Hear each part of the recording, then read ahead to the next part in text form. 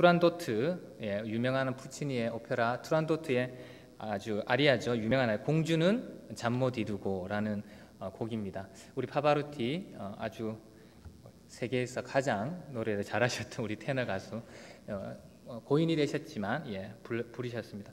여러분, 푸치니 오페라의 이 투란도트요, 여러분, 내용을 잠깐 살펴보면 이렇습니다. 중국 황제 아르툼은 딸이 한 명 있는데요.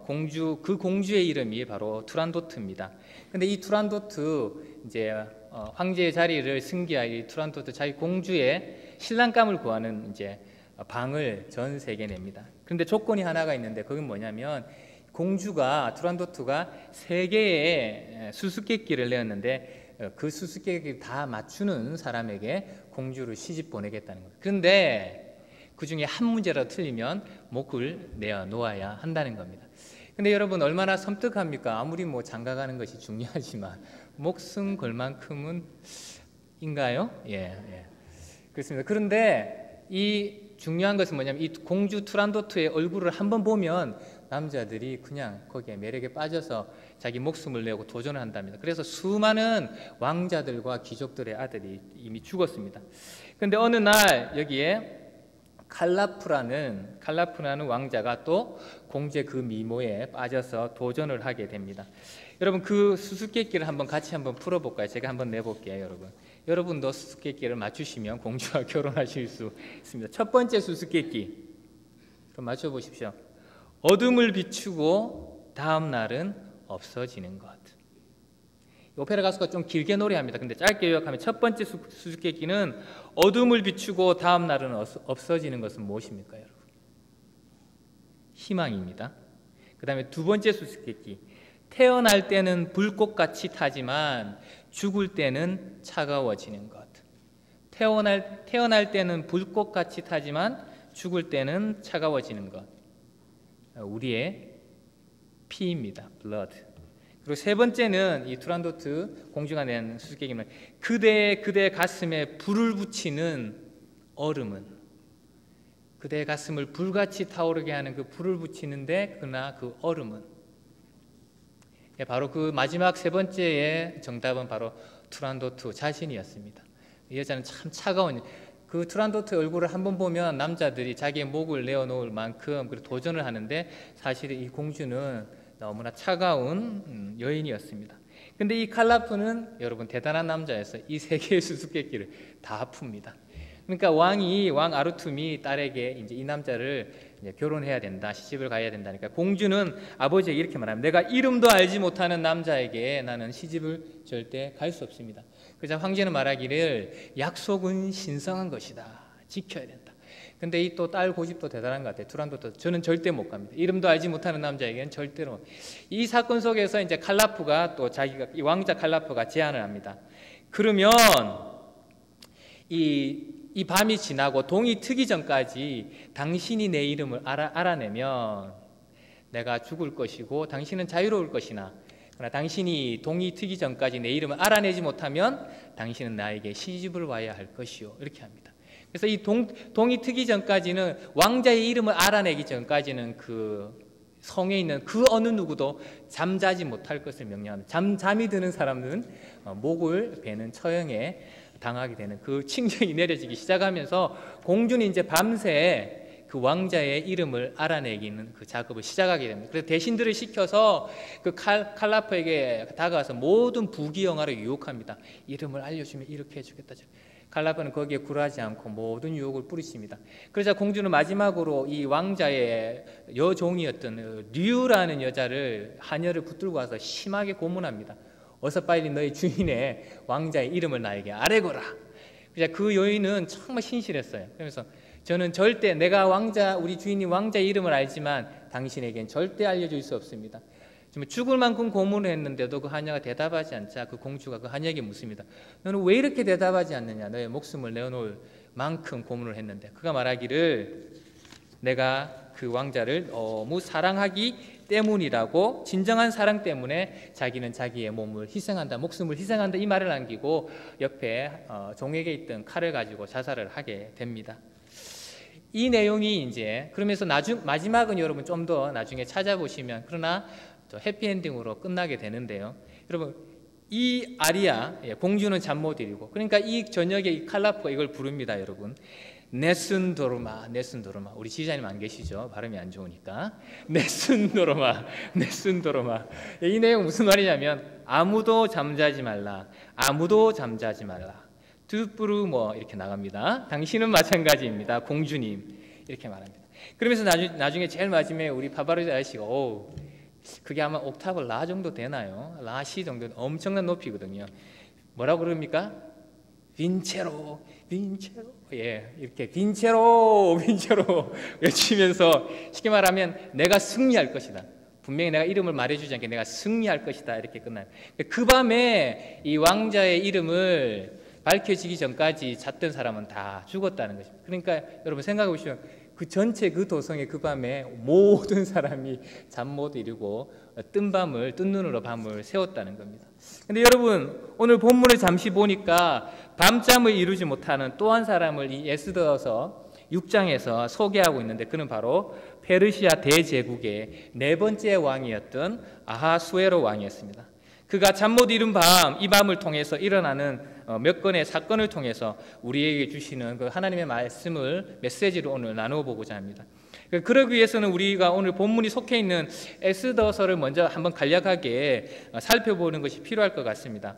에스더는 그 당시 제국을 지배하던 페르시아라는 거대한 제국 속에서 많은 인종들 가운데서 섞여서 자신들의 본국 유대로 돌아가지 않고 흩어져 살고 있던 디아스포라, 흩어져 사는 유대인들의 삶을 다루고 있는 구약 성경입니다. 여러분, 많은 분들이 에스더의 내용을 알고 있겠지만 교회에 조금 오시지 않은 처음 되신 분들을 위해서 짧게 제가 한번 소개하겠습니다. 이 아하수에로 왕이 자신의 왕국의 위대함을 자랑하기 위해서 주기 3년에 180일 동안 잔치를 벌입니다. 그리고 또 마지막 날은 도성인 수산성에서 7일을 더 잔치를 벌입니다. 쉽게 말하면 반년 동안 술 파티를 벌였다는 거예요. 어마어마한 사람입니다. 근데 그 마지막 날에 자기 모든 국민들과 나라에 자신의 아내가 얼마나 아름다운지를 보여주기 위해서 왕후 와스디에게 나와서 그 아름다움을 보여라 초청했는데, 그 왕후가 그 왕의 명령을 거절합니다. 그러니까 어떻게 되겠습니까? 화가 끝까지 나서 결국은 그 왕후 와스디를 폐위시켜 버립니다. 그러니까 왕후를 다시 뽑아야 되겠죠. 그 선출에 있어서 이 유대인 처녀 에스더는 후보로 뽑히게 되고, 결국에는 나중에 왕의 마음에 들어서 왕후가 되기에 이릅니다. 페르시아 왕국에. 그런 왕후에게는 그런데 고아인 자신을 길러준 삼촌 모르드게라는 사람이 있었는데, 이 사람도 왕의 간직에 있었던 것 같아요. 에스더를 보니까 왕의 문에 앉았던 사람이라. 그건 그냥 여러분 거지가 아니고, 이때 표현은 왕의 문에 앉았다는 것은 간직을 했다는 사람입니다. 왕의 문에 앉았다가 왕을 암살하는 음모를 엿듣고는 에스더를 통해서 이 사실을 왕에게 알립니다. 그리고 왕의 생명을 살리게 되는 귀한 일을 하게 됩니다. 그리고 이 일은 왕의 궁중일기에 기록됩니다. 근데 이 사건이 있은 바로 직후에 하만이라는 아멜렉 자손이 총리가 가장 높은 자리에 올리게 되는데, 다른 사람들은 이 사람에게 다 절을 하고 경의를 표하는데 모르드게는 절을 하지 않습니다. 그러자 하만이 화가 끝까지 나서, 근데 알아보니까 이 모르드게가 유대인인 겁니다. 그래서 이 하만이 계획합니다. 이 모르드게와 함께 유대인 전체를 내가 멸하리라, 페르시아 전 제국에서. 그래서 왕을 잘 꼬십니다. 왕은 전혀 이 아하수에로 왕은 에스더에서 아무 생각이 없습니다, 여러분. 그래서 그 하만의 꾀에 넘어가서 칙령을 내립니다. 페르시아 전 제국에 있는 유대인을 멸할 수 있는 칙령을 승인해주고 맙니다. 이 사실을 알게 된 모르드게는 왕후가 되어 있는 에스더에게 왕에게 나아가서 유대 민족이 죽게 돼 너의 민족이 죽게 되었으니 왕에게 나가서 이것을 중지해 줄 것을 요청하고, 여러분 우리가 잘 알다시피 에스더는 3일 금식을 단행하고 왕에게 나아가는 것에 성공하게 됩니다. 이후 에스더는 2번의 잔치를 통해서 모르드게와 유도민족을 멸하려 했던 하만의 음모를 이렇게 폭로시키고, 오히려 하만과 유대민족을 죽이려고 했던 그 대적들을 모두 진멸하였다. 이것이 에스더의 내용입니다, 여러분. 근데 이것을 기념하기 위해서 부림절이라는 것이 지정되었고, 여러분 지금도 2017년에 사는 유대인들은 아직도 불임절을 여러분 지키고 있습니다. 명절로. 근데 여러분 이 에스더에는 몇 가지 중요한 신학적인 주제들이 나타나는데, 근데 그 중에서 무엇보다도 중요한 주제는 바로 하나님의 주권과 섭리입니다. 이 말은 우리 눈에 보이지는 않지만 이 세상은 하나님이 당신의 섭리 아래에서 주권적으로 모든 것을 다스리고 이끌어 나간다는 것입니다. 근데 여러분 재미난 것은 에스더서를 보면 에스더에는 하나님이라는 단어가 단 한 번도 나오거나 언급되지 않습니다. 그리고 종교적인 색채도 거의 없습니다. 그럼에도 불구하고 이 에스더는 참 신기하게 하나님의 임재하심에 대한 강력한 메시지를 전달하고 있다는 겁니다. 하나님이라는 말이 언급되지 않음에도 불구하고 이 책을 읽을 때에 하나님의 강력한 역사를 누구나 느낄 수 있다는 것입니다.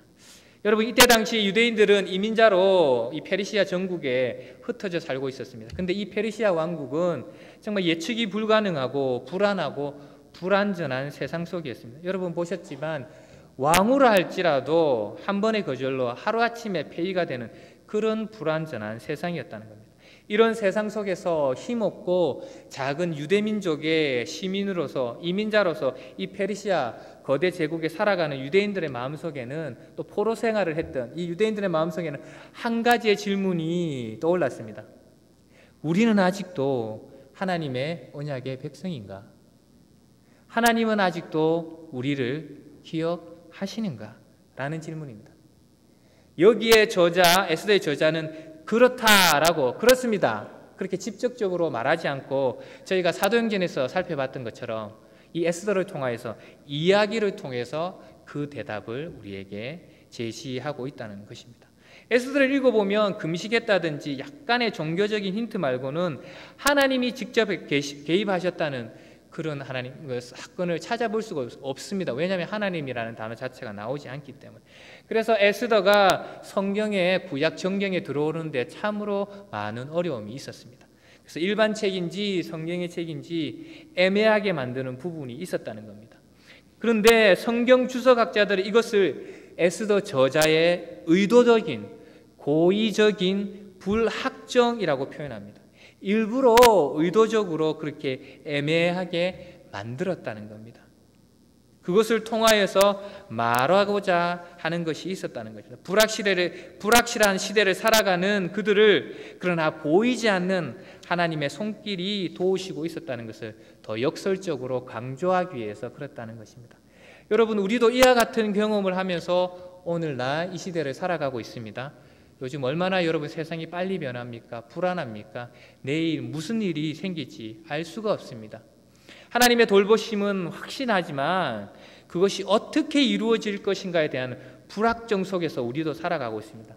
그러나 바로 이 불확정 때문에 에스더서를 읽고 있는 우리로 하여금 더 동질감을 느끼게 하고 우리 위기의 상을 만나도 믿음을 잃지 않고 하나님의 섭리와 주권을 신뢰하도록 우리를 더 강하게 에스더서는 우리를 초대하고 있습니다. 이것이 바로 우리가 에스더를 읽을 때마다 느끼는 강한 매력 중에 하나인 것입니다. 그런데 이런 에스더서를 배경으로 해서 우리가 오늘 나누게 되는 읽게 된 본문 6장을 만나게 되는데 이 6장은 에스더에서 가장 중요한 챕터 중에 하나이고 가장 극적인 장입니다.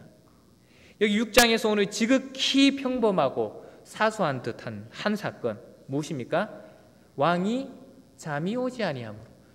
여러분 평소에 잠이 오지 않는 것이 그렇게 중요하지 않습니다. 그러나 이 지극히 평범하고 이 사소한 이 한 사건은 앞으로 이제 이 에스더에서 가장 중요한 역할을 감당합니다. 그리고 이때부터 모든 것이 무너져 내립니다. 그리고 사건이 역전됩니다.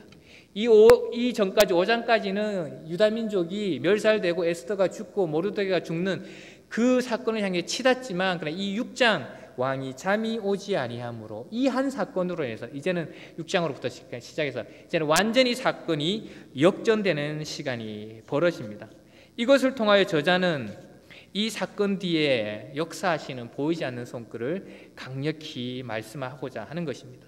그리고 이 6장은 또한 보이지 않는 하나님의 손길이 어떻게 움직였는지를 우리에게 보여줍니다. 앞에서 제가 말했지만 저자의 고의적인 불확정, 불확실, 우리에게 동질감을 주는 것은 있지만 또 동시에 이제 우리는 이 사건의 긴장이 어떻게 해결되는지 6장을 통해서 발견함으로 하나님의 손길이 구체적으로 어떻게 움직였는지 역사인지를 보므로 불확실의 시대를 살아가는 우리에게 주시는 하나님의 메시지를 얻을 수 있다는 겁니다. 그것을 통해서 우리는 인커리지 되고 또 자신감을 얻게 된다는 겁니다. 그러면 보이지 않는 하나님의 손길이 어떻게 역사했는지 오늘 이 말씀 6장을 통해서 한번 살펴보겠습니다. 첫째, 보이지 않는 하나님의 기적의 손길은 하나님이 이미 세우신 권세를 사용하시면서 나타났습니다. 우리 한번 따라하겠습니다. 하나님은 이미 세우신 권세를 사용하십니다. 하나님은 이미 세우신 권세를 사용하십니다. 우리 가정이나 우리 교회나 우리 사회나 하나님께서 세우신 권세, 이미 세우신 권세, 하나님께서 만드신 제도, 이 세상의 모든 것은 하나님께서 허락하셔서 만드셨습니다. 그 권세와 그것을 사용하신다는 것. 물론 그렇죠, 여러분. 하나님이 또 저희는 믿습니다. 초자연적인 기적의 방법을 사용하신다는 것을 저희가 믿습니다. 그러나 오늘 우리가 보는 에스더 말씀에서는 하나님의 기적이 당신이 이미 세우신 권세를 사용하는 방법으로 나타납니다. 그러므로 사도 바울은 로마서 13장 1절 2절에서 이렇게 말씀하십니다. 각 사람은 위에 있는 권세들에게 복종하라. 권세는 하나님으로부터 나지 않음이 없나니 모든 권세는 하나님께서 정하신 바라. 그러므로 권세를 거스리는 자는 하나님의 명을 거스림이니 거스리는 자들은 심판을 자취하리라. 거스리는 자가 손해라는 겁니다.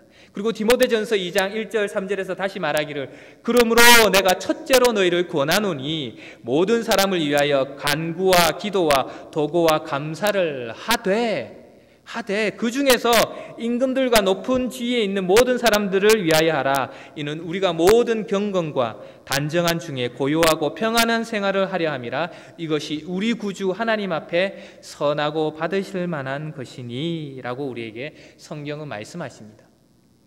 오늘 본문을 보면 아하수에로 왕의 수면까지 잠자는 것까지 간섭하시는 그리고 그것을 사용하시는 하나님의 세심한 모습을 저희가 보게 됩니다.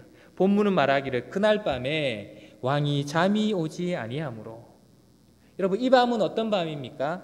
에스더가 금식하고 하나님 앞에 나가서 그 왕을 위해서 첫 잔치를 베푼 밤이었습니다. 이제 민족을 구하기 위해서 첫 번째 자치를 베풀었어요. 왕이 묻습니다. 내가 너에게 무엇을 해주기를 원하느냐? 제국의 절반이라도 주겠다. 에스더는 참습니다. 한 번 더 참습니다. 그리고 또 이 밤은 어떤 밤입니까? 하만이 모르드게를 죽이기로 작정한 밤입니다. 장대를 세워놓고 그 다음 날이면 저 꼴도 보기 싫은 녀석, 모든 사람이 내게 절하는데 저 녀석만 안 해. 없어져야 돼. 그 녀석을 죽이려고 했던 그 밤입니다. 여러분, 아마 에스더도 다음 날 있을 두 번째 잔치 때문에, 그리고 이 민족을 구하는 그것 때문에 이 푸치니 오페라 그 사람들보다 더 잠 못 이루고 있었을지 모릅니다. 또 하만 또한 그의 미움의 대상이요, 꼴도 보기 싫은 그 모르드게를 나무에 매달아 죽일 생각으로 어떻게 하면 저 녀석을 빨리 죽일 수 있을까 밤을 설치고 있었을지도 모릅니다.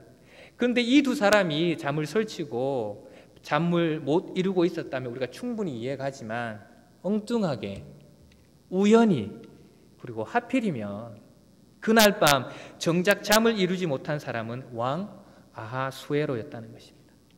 제가 앞에서 잠깐 언급했지만 이 왕은 성격상 생각할 일이 많아서 잠을 못 자는 스타일이 아닙니다, 여러분.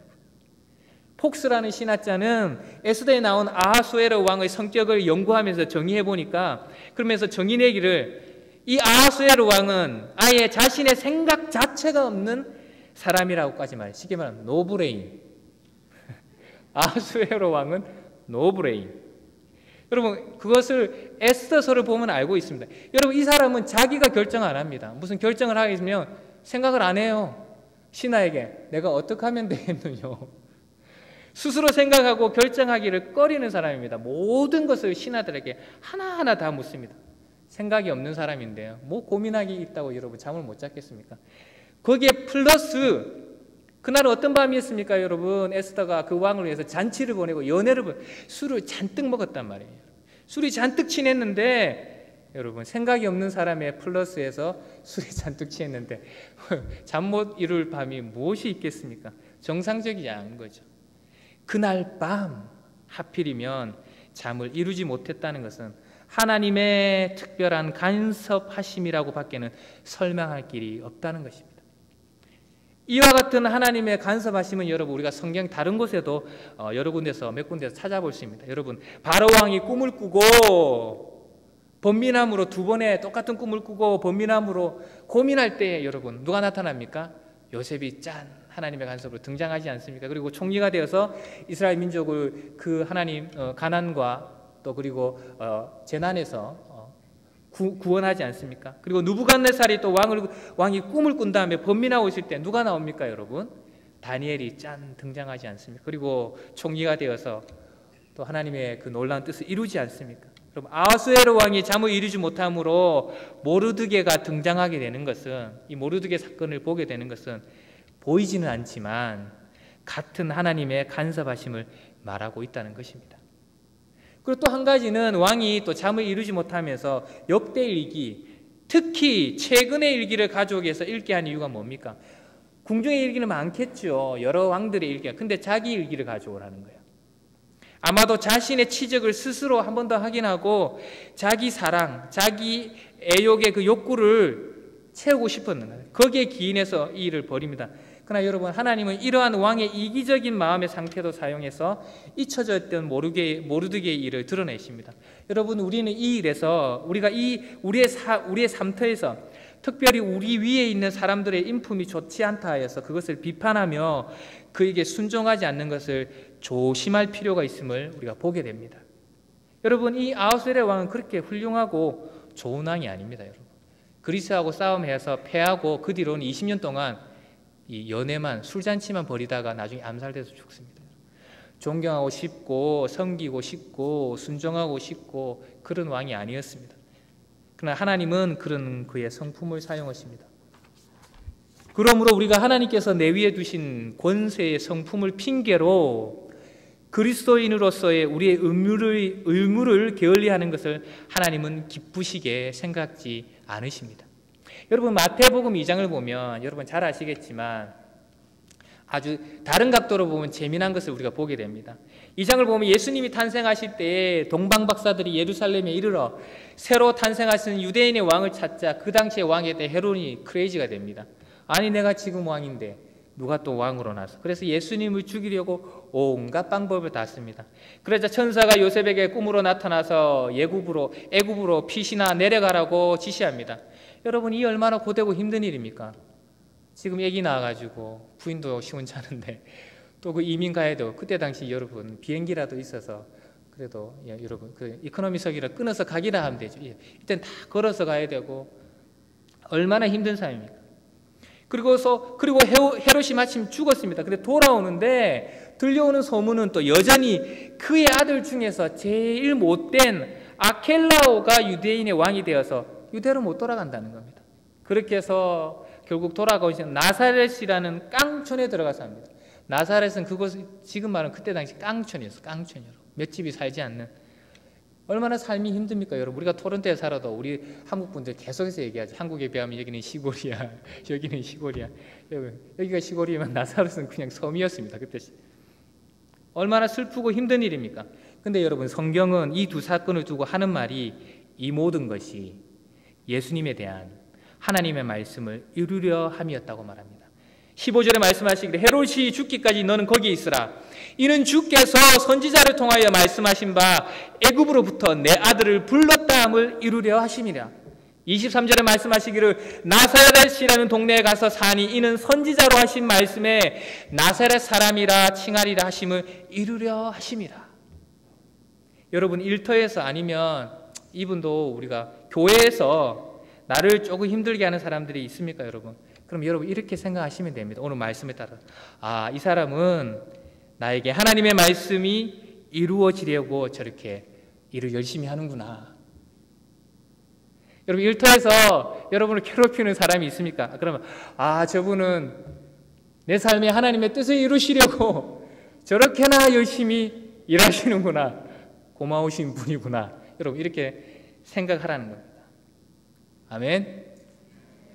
소리가 적습니다. 아멘. 두 번째, 보이지 않는 하나님의 도움의 손길은 또 우리의 삶을 사용합니다. 여러분 따라하겠습니다. 하나님은 우리의 삶을 사용하십니다. 여러분 오늘 본문을 보면 왕이 잠이 오지 않아 역대 궁중일기를 읽던 중에 하필이면 모르드게가 자신의 목숨을 살린 부분을 듣게 됩니다. 근데 이 사건은 여러분 에스더서 2장 21절에서 23절에 나오는 사건입니다. 일어나는 사건입니다. 모르드게가 대궐문에 앉았을 때 왕의 두 내시 빅다나와 데레스가 왕을 죽이려는 음모를 발견하고는 왕후 에스더에게 고하고, 에스더는 이것을 모르드게 이름으로 왕에 아뢰고, 왕이 조사해보니 그것이 사실로 드러나 두 내시를 나무에 매달아 처형하게 되는 것입니다. 그리고 이 일은 궁중일기에 기록되었다라고 하면서 그러면서 끝이 납니다. 끝. 근데 이 일이 이상한 것은 페르시아 왕들은 중대한 공을 세운, 특별히 자신의 생명을 구한 이런 일을 포상하지 않고 지나가는 일이 거의 없습니다. 여러분, 공을 세운 일을 크게 포상하는 것이 페르시아의 중대한 간섭이었습니다. 그런데 이것이 조금 지나쳤다는 것이 의문입니다. 우연히 그렇게 되었을까요? 이 장을 읽으면서 계속 그런 질문이 일어나게 됩니다. 근데 또 한 가지 또 더 재미난 것은 모르드게는 이에 대해서 침묵합니다. 자신의 포상받을 권리를 주장하지 않습니다. 내가 왕의 생명을 살렸는데, 그리고 그것을 내 고민하거나 애쓰는 모습도 보이지 않습니다. 너무 불공평해. 이런 일이 있을 수가 있냐. 다시는 죽게 내버려둬야지. 그런 모습이 보이지 않습니다. 그리고 에스더를 통해서 왕후지 않습니까? 왕 에스더야, 네가 가서 얘기 좀 해라. 내가 왕을 살렸는데 나한테 보상 하나도 안, 이게 말이 되니? 어서 가서 빨리 말을 하거라. 나의 관직을 더 올리도록 요청해라. 그렇게도 하지 않습니다. 근데 여러분 한번 생각해 보십시오. 만약 모르드게가 미리 보상을 받았고 보상을 받았다면 이 에스더서의 역사가 어떻게 되었겠습니까? 왕이 물었을 때 이 모르드게가 관직에 보상을 받았느냐? 예, 받았습니다. 그래, 다음. 이렇게 되었을 것입니다. 여러분, 이 이야기는 우리에게 의미심장한 하나님의 메시지를 전달하고 있습니다. 그것은 바로 우리 일상의 삶 속에서 최선을 다해야 된다는 것입니다. 여러분, 요셉의 사건을 우리가 알고 있지 않습니까? 요셉이 노예로 팔려갑니다. 형제들의 억울하게. 그러나 보디발의 집에서 한탄하며 억울해하며 그렇게 살지 않고 최선을 다해 삽니다. 그리고 거기서도 또 무고한 죄를 당해서 감옥에까지 나는, 그러나 거기서도 이건 너무해, 이건 정말 아니야, 그렇게 말하지 않고 최선의 삶을 삽니다. 그리고 인정받습니다.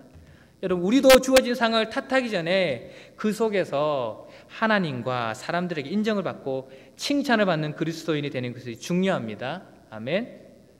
다니는 회사에서 나는 이 회사는 그리스도인이 없어, 이 회사의 오너는 그리스도인이 아니야, 나는 섞일 수 없어, 난 상관 안 해, 그리고 내 일은 너무 시시해, 대충 해도 돼, 그리고 환경이 너무 나빠, 집중할 수가 없어 등등, 이런 핑계로 여러분 우리가 일할 수 있습니다. 그러나 그러한 사람들에게는 하나님께서 역사하시기가 힘들다는 사실도 함께 기억하셔야 됩니다. 성경 우리에게 고린도전서 4장 12절에 이렇게 말씀하십니다. 맡은 자들에게 구할 것은 충성이니라. 여러분, 무엇보다 우선 우리 그리스도인의 삶은 본이 되어야 합니다. 착해야 됩니다. 여러분, 세상 가운데서 선해야 합니다. 세상의 빛과 소금이 되어야 됩니다. 그래야 하나님께서 쓰실 수가 있습니다. 우리가 잘 아는 마태복음 5장 16절에서 주님께서 친히 이렇게 오늘 제가 읽었지만 가르치시지 않습니까? 이같이 너희 빛이 사람 앞에 비치게 하여 그들로 너희 착한 행실을 보고 하늘에 계신 너희 아버지께 영광을 돌리게 하라. 여러분, 하나님은 참으로 작은 선행도 쓰시는 분입니다. 이 얘기는 제가 알고 있는 목사님의 실제 이야기인데요, 혹시 저희 교회에서 알고 계실지도 있지만, 캐나다에 이민 와서 이제 영주권을 신청하게 됐는데 우리가 서류를 다 넣으면 건강 체크도 함께 넣지 않습니까? 근데 이 목사님이 간이 너무 안 좋아서 2번이나 그 일로 건강 체크에서 걸려서 2번이나 리젝트됐다고. 그렇게 되고 있는 중에 어느 날 연길, 캐나다 연길을 바띠 군띵 가게, 바띠 군띵 가게 연길을 걷고 있는데, 빵가게 앞을 걸어가고 있는데, 아들과 함께 걸어가고 있는데 지갑 하나를 죽게 되었다는 거예요. 지갑을 열어보니까 캐시가 엄청 많은 거예요. 그리고 모든 크레딧 카드와 그런 게 다 들어있는 거예요. 그래서 잠시 여러 가지 생각이 들었지만 아들도 아버지 이것을 경찰에 리포트하고 주인에게 돌려줘요. 그래서 경찰에 가서 이것을 돌려줬다고 합니다. 근데 나중에 연락이 왔는데 보니까 이 주인이 바로 경찰관이었다는, 그 지갑의 주인이. 그리고 그 경찰관이 조금 지위가 있었던 거예요. 그래서 나중에 이 사람들의, 우리 목사님이 연락이 와서 내가 어떻게 이 고마움을 표했으면 좋겠느냐, 내가 너를 어떻게 도와주면 좋겠냐, 참으로 너를 도와주고 싶다. 그자 목사님이 그 사정을 말했다고 하면, 내가 여차저차해서 난 참으로 캐나다가 너무 좋고 캐나다에 살고 싶은데 내가 이런 사정으로 해서 지금 어려움을 겪고 있다. 그러니까 이 경찰이 레퍼런스를 화려하게, 아주 장황하게, 이 사람은 캐나다에서 꼭 필요한 시민이다, 할렐루야, 레퍼런스를 써줬다는. 그리고 얼마 있지 않아서 여러분 영주권이 기적적으로 나오게 되었다고 합니다. 그래서 목사님 그렇게 간증하셨어요. 하나님 우리의 이런 작은 일도 사용하시는 정말 오묘하고 신기한 역사를 이루시는 하나님이라고 고백하시는 걸 제가 읽었습니다. 여러분, 그리고 한 가지 더, 모르드게가 불평하지 않는 그 사건을 통해서, 여러분, 우리가 세상 일터에서나 교회에서나 내가 한 일을 남들이 알아주지 않는다고 해서 불평하나 낙심할 필요가 여러분 없습니다. 보상이 당장 이루어지지 않아도, 인정이 당장 주어지지 않아도 여러분 모르드게처럼 실망하지 말고, 여러분 당장 요구하지 않고 불평하지 않는 것이 여러분 중요합니다. 여러분, 사람은 아하수에로 왕처럼 모르고 까먹을 수 있습니다. 그러나 여러분, 하나님은 절대 까먹지 않으십니다. 우리가 하나님을 위해서 이 교회를 세우기 위해서 내가 눈물을 흘리고 어렵게 수고한 것을 하나님은 한치도 잊지 않으시고 다 책에 기록하여, 생명천과 행위의 책에 다 기록하여서 우리가 하나님 앞에 설질 때에 사랑하는 아들아 딸아, 네가 나를 위하여서 이렇게 하였지, 남들이 알아주건 알아주지 않건, 남들이 보건 보지 않건, 상을 받건 받지 않건 네가 이렇게 했지, 내가 다 알고 있다. 그리고 내가 그것을 위해서 다 준비해 놓았다. 그렇게 말씀하신다. 여러분, 하나님은 다 기억하십니다. 사람은 잊을지라도. 그래서 하늘나라에 상급을 준비해 주시고 때가 되시면 그것을 사용하시고, 또 때가 되시면 우리를 높이시고, 궁극적으로는 하늘나라에 우리를 위해서 상급을 준비하시고 우리를 지금도 기다리시고 계시다는 것입니다. 그러므로 당장에는 인정받지 못하고 억울하게 느껴지는 일이 있더라도 그것이 결국에는 더 큰 유익으로 우리에게 다가오는 기회를 제공한다는 사실을 기억함으로 늘 사회에서나 가정에서나 바깥에서나, 그리고 더욱더 교회에서 하나님의 이름으로 충성되이 일하시는 여러분이 되시기를 예수님의 이름으로 축복합니다. 아멘. 기도하겠습니다. 오늘 받은 말씀을 놓고 우리 하나님 앞에 한번 기도하겠습니다.